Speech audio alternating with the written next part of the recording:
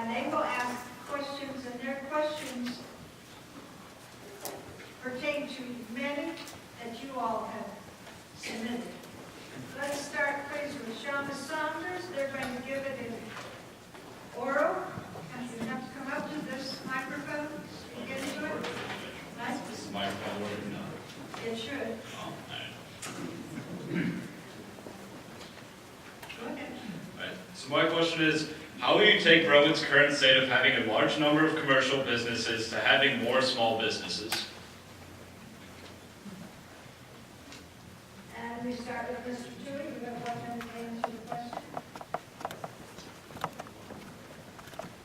Well, as far as the commercial districts, what I would like to do is to see them kept in the current corridor they're in. That means remaining north of Black Creek, as well as remaining on the Brentwood and Manchester corridors. There are some circumstances out of our control, such as the state of the economy, and that small businesses actually get business loans to build construction projects. If you look in our surrounding municipalities, we're seeing large big box stores going place, because those types of companies have the ability to finance and to build their developments. What I would try to do, though, is make sure that the city can streamline our processes efficiently, so that small businesses don't have to waste a lot of time in legal fees and other red tape in order to develop in our community. Thank you. And we go now to Mr. Wilson.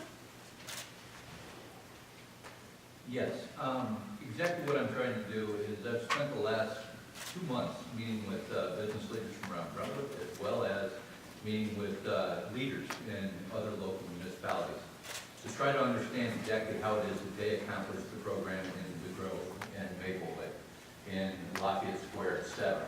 They maintain these characters and also the history of their community while still building.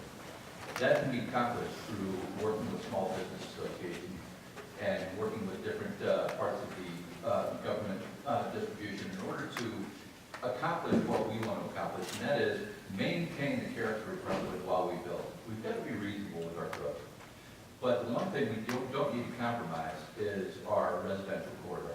That while we're building things up, we need to make certain that we're preserving our residential corridor while maintaining the character of our community. Thank you. And Mr. Thorpe. Would you repeat the question? Yep. How will you take Brentwood's current state of having a large number of commercial businesses to having more small businesses? I don't see any reason why we can't have both. We can't have large, commercial, successful businesses like we have in the Promenade and at Brentwood Point. Those have been without doubt economically successful projects that have benefited the whole community a great deal. While that's true, I don't think that's something that we want to try to repeat everywhere in Brentwood. Take, for example, the development of Hanley Station. I think that has a completely different character than the Brentwood Promenade and the Brentwood Point developments. And I think you see a different character of business there. I think you also see that happening to some extent in the Hanley Industrial Court, where you see it going from sort of a light industrial type of use to small businesses. You've got Bonbon moved in there, you've got exercise businesses opening up, you've got childcare businesses opening up, and I understand they're going to get a charity clothing store in that area. So I don't see any reason we can't have both, and as long as we carefully manage that process, it'll work for us. Thank you. Our next student is Austin Coster. And we will start with Mr. Wilson. All right. My question is a little bit similar.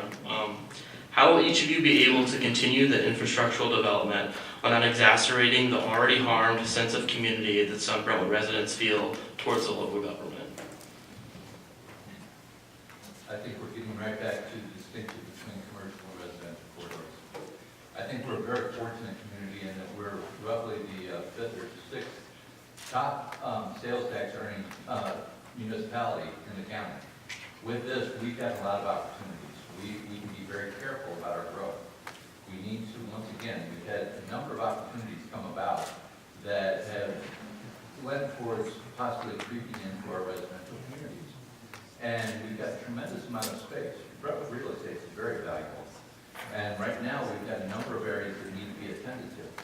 In doing that, we need to make certain that we think about exactly how we're going to come up with a strategic plan and make sure we address the community and hear the citizens in order to feel what they want to accomplish, and then go forward with a plan, with a vision. Mr. Thorpe? I think it's largely about our priorities. I think over the past few years, our priorities have been focused on what I would call bigger developmental projects that have been extremely, as I said, extremely successful, and they've given us a lot of resources. But I think some of the core services that our community expects from government, such as streets, such as sidewalks, things of that nature, have maybe gone a little bit on the back burner. And I think the way to address the infrastructure issues that you see, the roads and things of that nature, is to prioritize them.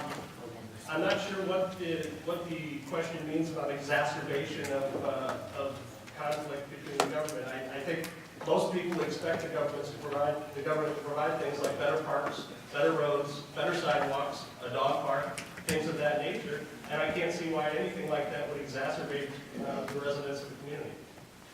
Mr. Tui? The first thing I would do regarding infrastructure is continue a practice we have done with the Ways and Means Committee, is allocate funds from the general fund to the capital fund to replenish streets and repave, and speeding that process. As far as keeping the corridor separate, and we'll go back to my last answer where I said keep the development north of Black Creek as well as along the Manchester and Brownwood corridors. In addition to that, I think it's key that the Board of Aldermen monitor the development on these projects and look at underutilized lands and make sure the development stays in those areas so that income remains steady. Right now, the best opportunity I see is looking at redevelopment in the industrial park. Currently, it's a space of ill-fitting office spaces by accountants, lawyers, workout facilities that I think could be better utilized with the redevelopment project and we're not a branch of residency corridor whatsoever. Thank you. And our next student is Jonathan Duffy Holmes. And we will start with Mr. Thorpe. All right, my question is, there has been a lot of talks recently of stagnation in the local government. How will you address this polarization while also focusing on developing Brentwood as a community? Exactly the way I said it in my opening statement. I think it's really just changing the culture of our government. I think it's insisting that we interact with each other on a more professional level. We don't have to like each other even, but we do have to work together. And I think we need a mayor that sets the tone for professional conduct by example and insists on the Board of Aldermen conducting themselves in a professional manner, both in and outside the Board of Aldermen meetings. I think by doing that, that will allow us to focus on the redevelopment of Brentwood or the infrastructure programs or any of the other complex things that we need to address. If we spend all of our time arguing and bickering with each other over relatively minor points, then we will not spend the time focused on these things that are important to the community. And I think that does everybody a disservice. And I would do my best to prevent that. Thank you, Mr. Tui. I would start this process by letting each branch of the local government realize its place. And that is at the meetings, let the Board of Aldermen actually guide the city in the direction it wants to head in. And as the mayor, feel free to interject the opinions as well as advice. But overall, let the Board of Aldermen conclude its own independent decisions, and as the mayor, go out there and execute these decisions. I think that will take away contention and domination by just one branch of government at those meetings and allow all on the board to feel like they're participating in the future of our city. Thank you. And Mr. Wilson. I would agree with Mr. Tui. I think we definitely need to count on our board, but I do think some steps need to be taken in order to move our board forward. In the private world, we oftentimes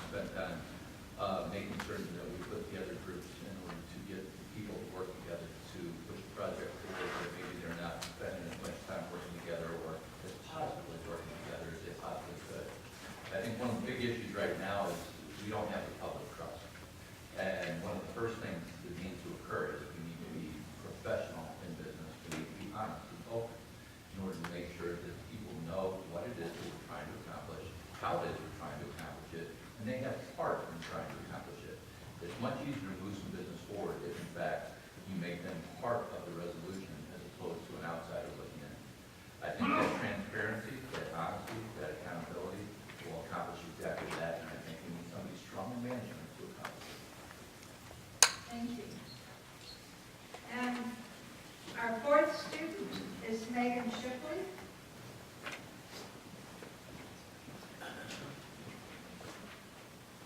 What is one characteristic of Brentwood you would like to change as mayor? Mr. Tui.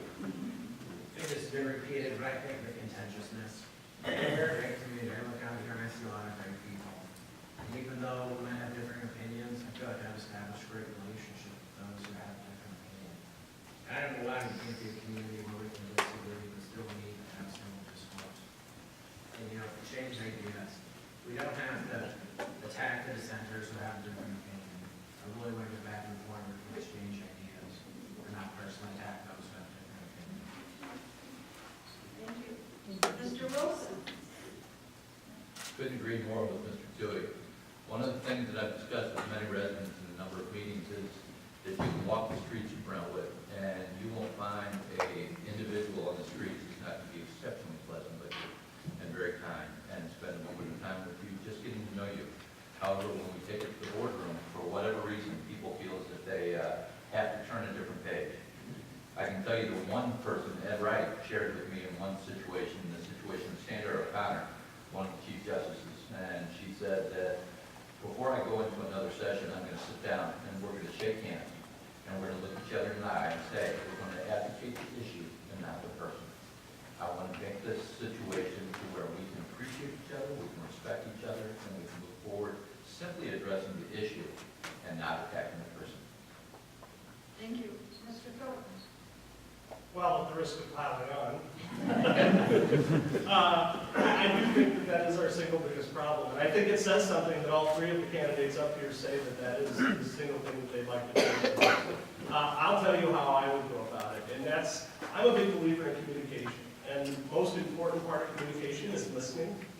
And I would meet with every single member of the city government, every single member of the city staff, and I would listen to what they're telling me they perceive as the problems. And by doing that, I hope to learn a lot about what's really going on, and not just what's really going on, but how people perceive that it's going on. Because it's just as important how people are perceiving it as what really you think is going on. If they think it's unfair, then it is unfair, at least from their point of view. So I would sit down and do a lot of listening before I would do a lot of talking. And then I would do my best to lead by example. And I don't think that there's anybody in this that's involved in city government that won't be able to find some common ground with all the other people involved, because they're all up there for the right reasons. Thank you. I have been given a note. Can you all hear in the back? I see There's also a lot of chairs up here that people can sit in if they walk up and sit in. Okay, one of the questions was, should this microphone